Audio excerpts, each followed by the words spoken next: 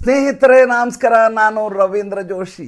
ನಿನ್ನೆಯ ಸಂಚಿಕೆಯಲ್ಲಿ ಒಂದು ವಿಷಯವನ್ನು ಹೇಳೋದನ್ನು ಮರೆತು ಬಿಟ್ಟೆ. ನಾನು ಕಲ್ಕತ್ತಾಗೆ ಹೋಗಿದ್ದರು ನರೇಂದ್ರ ಮೋದಿ. ತಮಗೆ ಗೊತ್ತಿರೋ ವಿಚಾರ, 2 ದಿವಸದ ಭೇಟಿ ಮುಗಿಸಿಕೊಂಡು ಕಲ್ಕತ್ತಾದಿಂದ ಡೆಲ್ಲಿಗೆ ಬಂದು ಲ್ಯಾಂಡ್ ಆಗ್ತಾರೆ.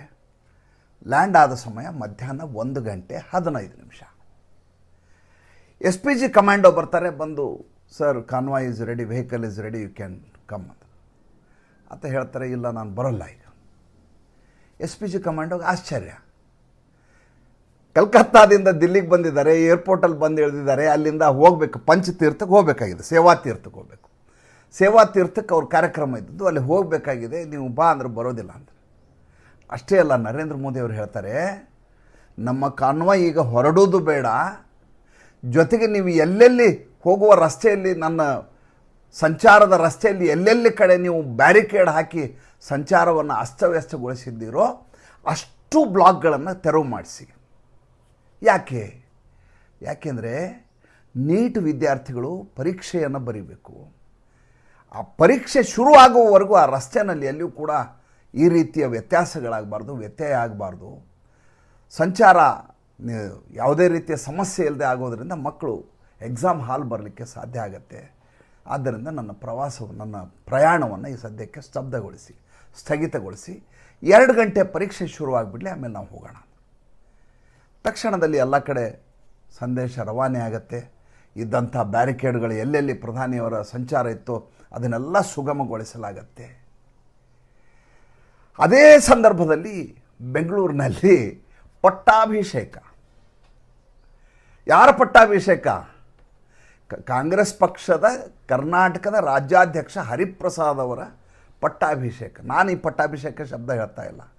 ಕರ್ನಾಟಕದ ಅತ್ಯಂತ ಅಗ್ರಗಣ್ಯ ಪತ್ರಿಕೆಗಳು ತಮ್ಮ ತಲೆಬರಹದಲ್ಲಿ, ಶೀರ್ಷಿಕೆಯಲ್ಲಿ ಈ ರೀತಿಯ ಹೆಡ್ಡಿಂಗನ್ನು ಹಾಕಿದ್ದಾರೆ ಲೀಡ್ ಸ್ಟೋರಿನಲ್ಲಿ, BK ಪಟ್ಟಾಭಿಷೇಕ ಅಂತ.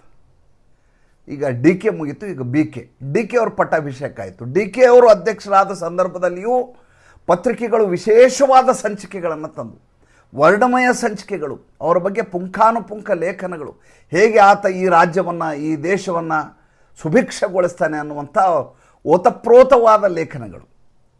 DK ಕತೆ ಮುಗೀತು, ಅವರು ಅಧ್ಯಕ್ಷ ಆಗಿದ್ದ ಅವಧಿ ಮುಗೀತು, ಮುಖ್ಯಮಂತ್ರಿ ಆದರು, ಅವ್ರ ಕಾರ್ಯ ಸಾಧನೆ ಆಯಿತು. ಈಗ BK ಸರ್.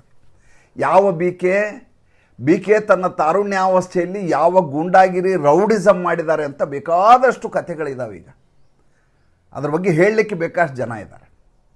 ಅಂಥ BK. ಯಾವ BK? ನಮ್ಮ ಹುಡುಗ ಸೂರ್ಯ, ಸಂಸತ್ ಸದಸ್ಯ, ಆತನಿಂದ ಹೀನಾಯವಾಗಿ ಸೋತಂಥ ಹರಿಪ್ರಸಾದ್. ಯಾವ ಹರಿಪ್ರಸಾದ್? ಸಿದ್ದರಾಮಯ್ಯ ಸರ್ಕಾರದಲ್ಲಿ ಈತನಿಗೆ ಬೆಲೆಯೇ ಇಲ್ಲದೆ ಮೂಲೆಗುಂಪು ಮಾಡಲಾಗಿತ್ತು. ದಿಲ್ಲಿಗೆ ಹೋಗಿ ಎಡತಾಕಿ ಕೊನೆಗೆ ಇಲ್ಲಿ ಸ್ಥಾನಮಾನಗಿಡಿಸಿ MLC ಆದಂಥ ಹರಿಪ್ರಸಾದ್.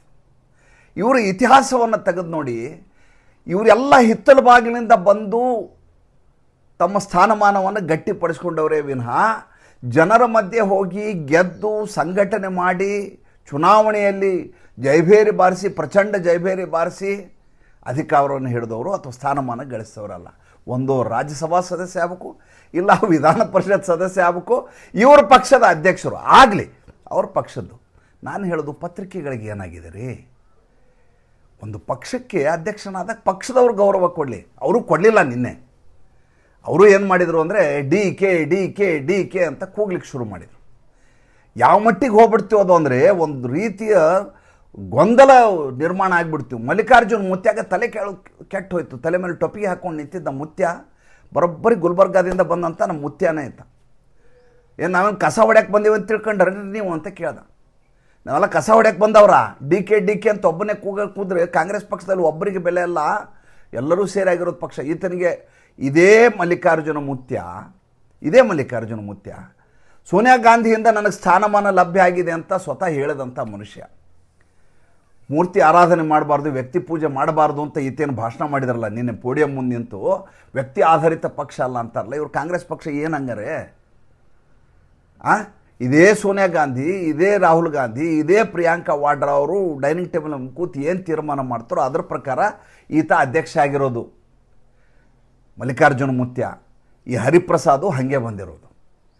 ವಿಷಯ ಅದಲ್ಲ. ವಿಷಯ ಏನು? ಇದೇ ಸಂದರ್ಭದಲ್ಲಿ ನೀಟ್ ಪರೀಕ್ಷೆ ಬೆಂಗಳೂರಿನಲ್ಲಿ. ಯಾವುದ್ಯಾವುದೋ ಊರಿಂದ ಬಂದಂಥ ಪರೀಕ್ಷೆಗೆ ಬಂದವರಿದ್ದಾರೆ. ಇವರ ಸಮಾವೇಶದಿಂದಾಗಿ ವಿದ್ಯಾರ್ಥಿಗಳು ಪರೀಕ್ಷಾ ಕೊಠಡಿಗೆ ಬರಲಿಕ್ಕೆ ತೊಂದರೆಯಾಗಿ ಎಷ್ಟೋ ಜನರು ಎಕ್ಸಾಮ್ಗೆ ಕೂಡಲಿಕ್ಕಾಗಲಿಲ್ಲ. ಅತಿ ದೊಡ್ಡದಾದಂಥ ಬೇಸರದ ಸಂಗತಿ ನನಗೆ ನಿನ್ನೆ ಅದು. ಏನಪ್ಪ ಈ ರೀತಿ ಆಗೋಯ್ತು, 1 ನಿಮಿಷ ತಡ ಆಗಿದ್ದಕ್ಕೆ ಒಳಗಡೆ ಸೇರಿಸ್ಕೊಳ್ಳಿಲ್ಲ. ಅದೊಂದು ಶಿಸ್ತು, ಅದು ಬೇರೆ ವಿಚಾರ. ಆದರೆ ನೀವು ಮಾನವೀಯತೆ ನಿಟ್ಟಿನಲ್ಲಿ ಯೋಚನೆ ಮಾಡಿದಾಗ 1 ನಿಮಿಷ ತಡ ಆಗಿದೆ. ಕಾನೂನು ಮಾಡೋದು ಯಾವುದಕ್ಕೆ? ಕಾನೂನು ನಮ್ಮ ಅನುಕೂಲಕ್ಕೆ, ನಮ್ಮದು ಯಾವುದು ಶಿಸ್ತನ್ನು ಪಾಲಿಸ್ಕೊಂಡು ಹೋಗ್ಲಿಕ್ಕೋಸ್ಕರ ನಾವು ಒಂದಷ್ಟು ರೀತಿ ನೀತಿ ನಿಯಮಾವಳಿಗಳನ್ನು ಮಾಡ್ತೀವಿ. ಅಲ್ಲಿ ಯಾವುದೋ ಕಾಂಗ್ರೆಸ್ ಸಮಾವೇಶ ನಡೆದು ನಾನು ಟ್ರಾಫಿಕ್ಕಲ್ಲಿ ಜಾಮ್ ಆಗಿ ಆ ರಸ್ತೆ ಬಂದ್ ಮಾಡಿದ್ದರಿಂದ ನೀವು ಎಕ್ಸಾಮ್ ಹಾಲ್ ಬರಲಿಕ್ಕಾಗಲಿಲ್ಲ. ಯಾರಿಂದಾಗಿಲ್ಲ? ಸರ್ಕಾರದಿಂದಾಗಿಲ್ಲ. ಯಾವುದೋ ಸರ್ಕಾರ, ಕಾಂಗ್ರೆಸ್ ಕರ್ನಾಟಕದ ಸರ್ಕಾರವೋ ಕೇಂದ್ರದ ಸರ್ಕಾರವೋ ಯಾವುದೋ ಒಂದು ಸರ್ಕಾರ. ಅನುಭವಿಸಿದವರು ಯಾರು? ಅನುಭವಿಸಿದವರು ಸಂತ್ರಸ್ತರು ವಿದ್ಯಾರ್ಥಿಗಳೇ ತಾನೇ.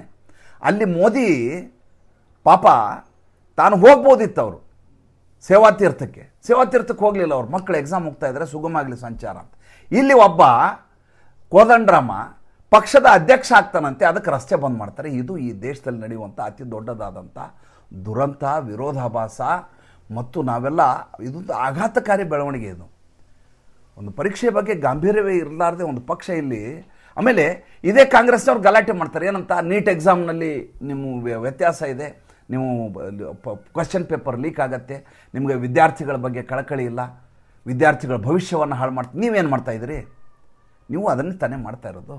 ಇದನ್ನು ಹೇಳಬೇಕಾಗಿತ್ತು, ಮರ್ತಿತ್ತು. ನನ್ನ ಸಾಮಾಜಿಕ ಪರಿವಾರದ ಬಂಧು ಒಬ್ಬರು ಜ್ಞಾಪಿಸಿದ್ರು. ಏನು ರೀ, ಏರ್ಪೋರ್ಟಲ್ಲಿ ನರೇಂದ್ರ ಮೋದಿ 1 ಕಾಲಿಂದ 2 ಗಂಟೆವರೆಗೂ ಎಕ್ಸಾಮ್ಗೋಸ್ಕರ ಕಾಯ್ಕೊಂಡು ಕೂತಿದ್ರು, ಆ ವಿಷಯವನ್ನೇ ನೀವು ಹೇಳಿಲ್ವಲ್ರಿ? ನನ್ನ ಸಮಸ್ಯೆ ಏನಂದರೆ, ನೂರಾರು ವಿಷಯಗಳನ್ನ ಹರಡ್ಕೊಂಡು ಕೂತಿರ್ತೀನಿ, ಎಲ್ಲವನ್ನೂ 15 ನಿಮಿಷದಲ್ಲಿ ಹೇಳೋಕ್ಕಾಗಲ್ಲ. ಕ್ಷಮೆ ಇರಲಿ. ಈಗ ಬಂದಿರುವಂಥ ವಿಷಯವನ್ನು ಹೇಳ್ತೇನೆ. ನಿನ್ನೆ ಒಂದು ವಿಷಯವನ್ನು ಹೇಳಿದೆ ನಿಮಗೆ. ಇದು ಶೆಟ್ರ್ ಅಂಗಡಿ ಆಗಿದೆ. ಸ್ಟೇಟ್ ಆಫ್ ಹಾರ್ಮೋಸ್ ಅನ್ನೋದು ಯಾವ ಬೇಕಾವು ತೆಗಿತಾರೆ, ಯಾವ ಬೇಕಾವು ಬಾಗಿಲು ಹಾಕ್ತಾರೆ. ಇದಕ್ಕಿದ್ದ ಹಾಗೆ ಯಾವಾಗ ಲೆಬನಾನ್ ಮೇಲೆ ದಾಳಿ ಮಾಡಿಬಿಡುತ್ತೋ ಇಸ್ರೇಲು, ಆವಾಗ ಇಲ್ಲ, ಈಗ ಸ್ಟೇಟ್ ಆಫ್ ಹಾರ್ಮೋಸ್ ಇವತ್ತಿಂದ ಕ್ಲೋಸ್. ಯಾಕೆಂದ್ರೆ ನೀವು ಲೆಬನಾನ್ ಮೇಲೆ ದಾಳಿ ಮಾಡಿದ್ರಿ. ಯಾರ ಮೇಲೆ ದಾಳಿ ಮಾಡಿದಿರಿ? ಹಿಜ್ಬುಲ್ಲಾಗಳ ಮೇಲೆ ಮಾಡಿದಿರಿ. ಹಿಜ್ಬುಲ್ಲಾ ಯಾರು? ಹಿಜ್ಬುಲ್ಲಾ ಇರಾನ್ ಸಾಕಿರುವಂಥ ಒಂದು ದೊಡ್ಡದಾದಂಥ ಭಯೋತ್ಪಾದಕ ಸಂಘಟನೆ, ಇರಾನ್ನಿಂದ ಫಂಡಿಂಗ್ ಆಗುವಂಥ ಸಂಘಟನೆ, ಇರಾನ್ನಿಂದ ಶಸ್ತ್ರಾಸ್ತ್ರ ಪಡೆಯುವಂಥ ಸಂಘಟನೆ. ಯಾರಿಗೋಸ್ಕರ ಕೆಲಸ ಮಾಡುತ್ತೆ ಅದು? ಇರಾನಿನ ಪರವಾಗಿ ಮತ್ತು ಇಸ್ರೇಲಿನ ವಿರುದ್ಧವಾಗಿ ನಿರಂತರವಾಗಿ ನೇಷನ್ ಅನ್ರೆಸ್ಟ್ ಮಾಡುವಂಥ, ಭಯೋತ್ಪಾದಕತೆಯನ್ನು ಉಂಟು ಮಾಡುವಂಥ ದೇಶ.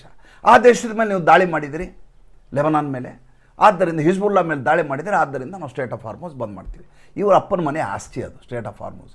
ಇರಾನ್ ಯಾವ ರೀತಿಯ ಮತಾಂಧತೆಯನ್ನು ಮೆರಿತಾ ಇದೆ, ಹೇಗೆ ಸ್ವಾರ್ಥ ಲಾಲಸೆಯನ್ನು ತೋರಿಸ್ತಾ ಇದೆ, ಹೇಗೆ ಅದರ ಒಳಗಡೆ ವಿಷ ತುಂಬಿಕೊಂಡಿದೆ ಅನ್ನೋದು ಈ ಯುದ್ಧದ ಸಂದರ್ಭದಲ್ಲಿ ಬಟಾಬಯಲಾಗಿ ಹೋಯಿತು. ಆದರೆ ಯಾರೂ ಮಾತಾಡ್ತಾ ಇಲ್ಲ. ಜಗತ್ತಿನ ಎಲ್ಲ ರಾಷ್ಟ್ರಗಳು ಸೇರಿ ಅದರ ಮೇಲೆ ಮುಗಿಬಿದ್ದಿದ್ರೆ ಇರಾನ್ ಸ್ಮಶಾನ ಆಗಿರೋದ್ರಿ ಅದು. ಆದರೆ ಬಹಳ ತಾಳ್ಮೆಯಿಂದ ಎಲ್ಲರೂ ಕಾಯ್ಕೊಂಡಿದ್ರು. ಅದು ಬಹಳ ಆಶ್ಚರ್ಯ ನನಗೆ. ಇರಲಿ ವಿಷಯ. ಆಮೇಲೆ ನೋಡಲಾಗಿ ಲೆಬನಾನ್ ಮೇಲೆ ಇಸ್ರೇಲ್ ದಾಳಿ ಮಾಡಿದೆ, ಮಾತುಕತೆಯಾಗಿ MOU, ಆ ಕಡೆಯಿಂದ ಡೊನಾಲ್ಡ್ ಟ್ರಂಪು, ಈ ಕಡೆಯಿಂದ ಇರಾನ್ನ ವಿದೇಶಾಂಗ ಸಚಿವ ಅಬ್ಬಾಸ್ ಅರಾಗಾಚಿ ಇಬ್ಬರು ಸೈನ್ ಮಾಡಿದ ಮೇಲೂ ಅದು ಹಿಂಗಾಯಿತು. ಇಸ್ರೇಲ್ ಯಾಕೆ ಲೆಬನಾನ್ ಮೇಲೆ ದಾಳಿ ಮಾಡಬೇಕಾಗಿತ್ತು? ನೀವು ಮಾತುಕತೆಯನ್ನು ಮುರಿದಿದ್ದೀರಿ. ವಾಸ್ತವವಾಗಿ ನೋಡಿದರೆ ಲೆಬನಾನೇ ಮೊದಲು ಇಸ್ರೇಲ್ ಮೇಲೆ ದಾಳಿ ಮಾಡಿರೋದು. ಅದಕ್ಕೆ ರಿಟಾಲಿಯೇಷನ್ ಆಗಿ ಇಸ್ರೇಲ್ ಲೆಬನಾನ್ಗೆ ಹೊಡೆದಿರೋದು. ಮಜಾ ನೋಡಿ ಹೆಂಗಿದೆ. ಈಗ ಇಸ್ರೇಲ್ ತಾನಾಗಿ ದಾಳಿ ಮಾಡಿದರೆ ಹೌದಪ್ಪ ನೀವು ಸಂಧಾನವನ್ನು ಮುರಿದಿದ್ದೀರಿ ಅಂತ ಹೇಳೋಣ. ಮೊದಲು ಇವರೇನೋ ದಾಳಿ ಮಾಡ್ತಾರಂತೆ ಹಿಜ್ಬುಲ್ಲಾ ಅದು ಉಗ್ರರು. ಇಸ್ರೇಲ್ ಸುಮ್ಮನೆ ಕೂತಿರ್ಬೇಕಂತೆ, ನೋಡ್ಕೊಂಡು ಕೂತಿರ್ಬೇಕಂತೆ, ಹೊಡಿಸ್ಕೊಂಡಿರ್ಬೇಕಂತೆ. ಗಾಂಧಿ ಹೇಳಿದ್ರಲ್ಲ, ಮುಸಲ್ಮಾನರು ನಿಮ್ಮ ಮೇಲೆ ಅತ್ಯಾಚಾರ ಮಾಡಿದರೆ ನಿಮ್ಗೆ ಹೊಡೆದ್ರೆ ಒಂದು ಸ್ವಲ್ಪ ಕಾಯಿರಿ, ನೀವು ಇನ್ನೊಂದು ಕಡೆ ಕಪಾಳಕ್ಕೆ ಕೆನ್ನೆ ಕೊಡಿ, ಏಕೆಂದರೆ ಅವ್ರಿಗೂ ಒಂದಿಲ್ಲ ಒಂದು ದಿವಸ ಬುದ್ಧಿ ಬರುತ್ತೆ ಅಂತ ಹೇಳಿದರು. ಮುಸಲ್ಮಾನರು ಇಲ್ಲಿ ಆಕ್ರಮಣ ಮಾಡಿದಾಗ, ಆಮೇಲೆ ಅತ್ಯಾಚಾರಗಳನ್ನ ಮಾಡಿದಾಗ ಹೇಳಿದ ಮಾತು ಗಾಂಧಿದು. ಬೇಕಾದ್ರೆ ತೆಗೆದು ನೋಡ್ರಿ ನೀವು ಹಿಸ್ಟ್ರಿ ಪುಟದಲ್ಲಿ. ಹಾಗೆ ಈಗ ಹೇಳ್ತಾ ಇರೋದು. ಆಮೇಲೆ ನೋಡಿದರೆ ವಾಸ್ತವವಾಗಿ ಇವರೇ ದಾಳಿ ಮಾಡಿದ್ದು. ಅದಾದಮೇಲೆ ಸುಮ್ಮನೆ ಆಯಿತು, ಬಂದರು ಈ ಸ್ವಿಟ್ಜರ್ಲೆಂಡಿಗೆ ಮಾತುಕತೆ. ನಿನ್ನೆ ಈ ಕಡೆಯಿಂದ ವಿಟ್ಕಾಫ್ ಇದ್ದಾರೆ, ಆಮೇಲೆ ಗೆರಿ ಕ್ರೂಸ್ನರ್ ಇದ್ದಾರೆ, ನಮ್ಮ ಡೊನಾಲ್ಡ್ ಟ್ರಂಪ್ ಅವರ ಅಳಿಯ ಅವರಿದ್ದಾರೆ. ನೋಡಿ ಇವು ಯಾರ್ಯಾರನ್ನ ಕರ್ಕೊಂಬಂದಿದ್ದಾರೋ ಅವ್ರು ಯಾರಿಗೂ ಈ ಯುದ್ಧದ ಒಂದು ದೇಶದ ರಕ್ಷಣೆಯ ದೃಷ್ಟಿಯಿಂದ ಯಾವುದೇ ಅನುಭವ ಇರಲಾರ್ದವ್ರು ಇವ್ರಲ್ಲ. ಒಬ್ಬ ಗಾಲ್ಫ್ ಆಡ್ತಾನೆ ಇವ್ರ ಜೊತೆ, ಆತ ಇವ್ರ ಜೊತೆ ವಿಟ್ಕಾಫ್. ಇನ್ನೊಬ್ಬ ಕೂಸ್ನರು, ಏನೀತ ಡೊನಾಲ್ಡ್ ಟ್ರಂಪ್ ಅವರ ಅಳಿಯ.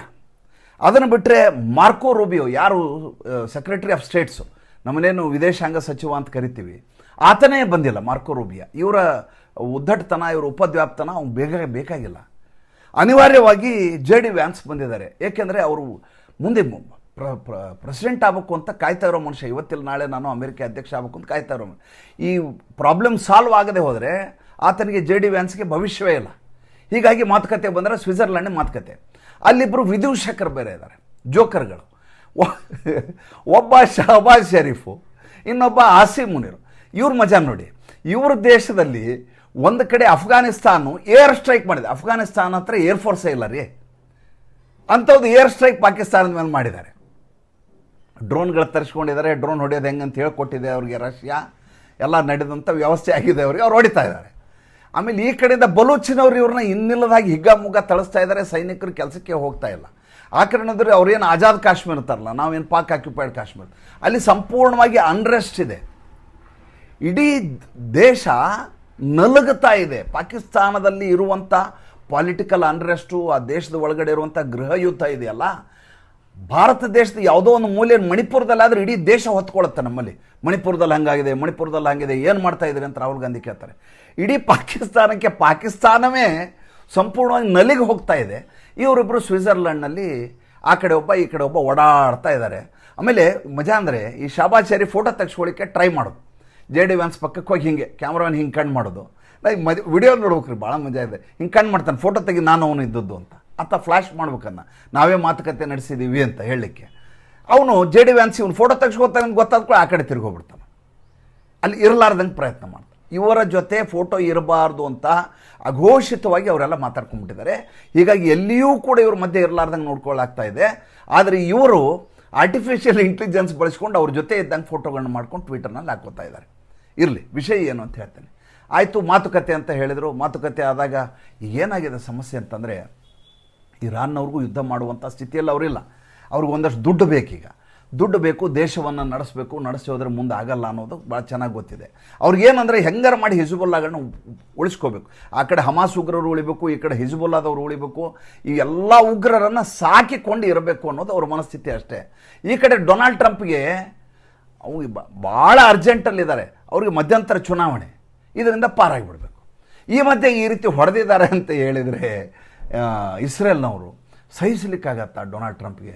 ಡೊನಾಲ್ಡ್ ಟ್ರಂಪ್ ಒಂದು ಕಡೆ ಹೇಳ್ತಾರೆ, ಇಸ್ರೇಲು ನಮ್ಮಿಂದ ನಾವು ಅವ್ರನ್ನ ಸಾಕ್ತಾ ಇದ್ದೀವಿ, ಇಲ್ಲದೇ ಇಸ್ರೇಲ್ ಅನ್ನೋ ದೇಶನೇ ಇರ್ತಿದ್ದಿಲ್ಲ ಅಂತ ಮೊನ್ನೆ ಒಂದು ಸ್ಟೇಟ್ಮೆಂಟ್. ಎರಡು ಮಿತ್ರ ರಾಷ್ಟ್ರಗಳು ಸೇರಿ ಯುದ್ಧ ಮಾಡಿದ್ದಾರೆ. ಇಸ್ರೇಲ್ ಬಗ್ಗೆ ಇಷ್ಟು ಕ್ಷುಲ್ಲಕವಾಗಿ ನೋಡಿ, ಭಾಳ ಮಜಾ ಇದೆ.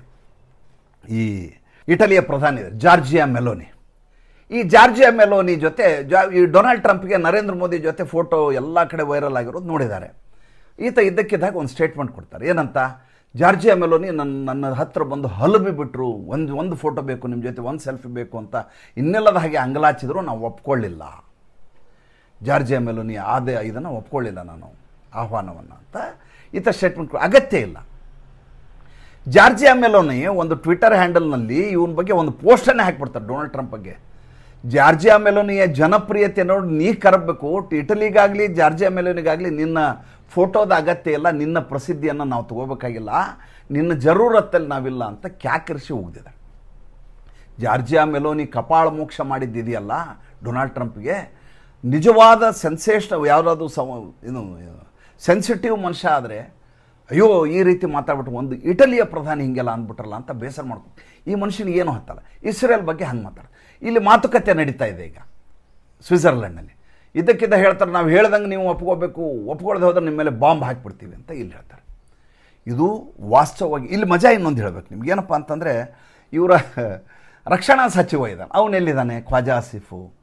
ಖ್ವಾಜಾ ಆಸಿಫ್ ನೋಡಿದರೆ ಆ ಕಡೆ ಇಲ್ಲ ಈ ಕಡೆ ಇಲ್ಲ, ಇವರಿಬ್ಬರೇ ಓಡಾಡ್ತಾ ಇದ್ದಾರೆ. ಇವ್ರ ದೇಶದಲ್ಲಿ ಆ ಪರಿಸ್ಥಿತಿ ಗಂಭೀರ. ಖ್ವಾಜಾ ಆಸಿಫ್ ಅಲ್ಲಿ R4ಗೆ ಹೋಗಿದ್ದಾರೆ. ಎಲ್ಲಿಗೆ? ಟರ್ಕಿಗೆ. ಟರ್ಕಿನಲ್ಲಿ ಇರೋದೊಂದು ಶೃಂಗ. ಏನು ಶೃಂಗ? ಹೇಗೆ ಯುರೋಪಿಯನ್ ನ್ಯಾಟೋ ಇದೆಯಲ್ಲ, ಈ ಆರ್ಟಿಕಲ್ 5B ಪ್ರಕಾರ ಈ ನ್ಯಾಟೋ ಕಂಟ್ರಿಗಳಂತೇನು ಸಮೂಹ ಮಾಡ್ಕೊಂಡಿರ್ತಾರೆ, ಅದರ ಪ್ರಕಾರ ಒಂದು ದೇಶದ ಮೇಲೆ ದಾಳಿ ಆದರೆ ಆ ಸಮೂಹದಲ್ಲಿರುವಂಥ ಎಲ್ಲ ರಾಷ್ಟ್ರಗಳು ಸೇರಿ ಆ ದೇಶದ ಮೇಲೆ ದಾಳಿ ಮಾಡ್ತಾರೆ. ಉದಾಹರಣೆಗೆ ಈಗ ನಾವು ನೋಡ್ತೀವಿ ಉಕ್ರೇನ್ ಯುದ್ಧ, ರಷ್ಯಾ ಉಕ್ರೇನ್ ಮಧ್ಯೆ ಯುದ್ಧ ನಡೆದದ್ದು. ಉಕ್ರೇನ್ ನಮ್ಮ ನ್ಯಾಟೋ ದೇಶಗಳ ಸಹಾಯದಿಂದ ರಷ್ಯಾಗೆ ಹೊಡಿತಾ ಇದ್ದಾರೆ. ಈಗ ಅದನ್ನು ಬಿಟ್ಬಿಡಿ. ಈಗ ಯಾವುದೋ ನ್ಯಾಟೋ ಒಂದು ದೇಶದ ಮೇಲೆ ದಾಳಿ ಆಗಿದೆ ಅಂತ ತಿಳ್ಕೊಳ್ಳಿ.